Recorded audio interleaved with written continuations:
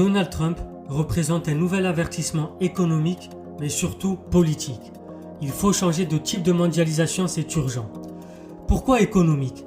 Car la disponibilité des biens et leur capacité à passer les frontières paraissent de moins en moins assurées. L'Europe a aussi déjà menacé de restreindre l'activité des services numériques et de la finance américaine si les États-Unis reprennent leur offensive commerciale. Toutes les dimensions de la mondialisation sont donc sur la sellette.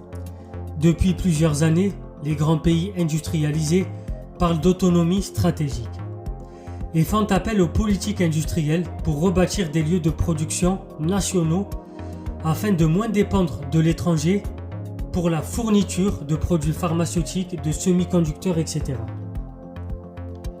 Le dynamisme de demain passera par la capacité à mobiliser la demande intérieure.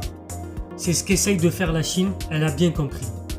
Mais Donald Trump appelle surtout notre attention sur la dimension politique de la mondialisation. Il a su jouer des contraintes et des peurs qu'elle fait peser pour se faire élire une deuxième fois aux États-Unis.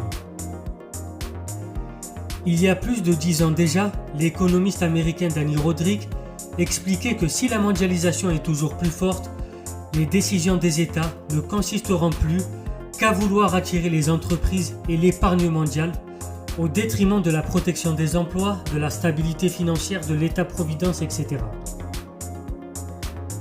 C'est ce qui s'est passé et ça continue malheureusement, notamment en France. On y reviendra dans une vidéo spécifique. En tout cas, la solution, c'est de conserver un espace national de décision politique démocratique et ça réclame un peu moins de mondialisation tout en évitant l'autarcie et le repli national. Bien sûr, c'est un chemin de crête qui est difficile, mais qu'il faut vite construire si l'on veut échapper à tous les Trump qui se répandent de plus en plus dans le monde.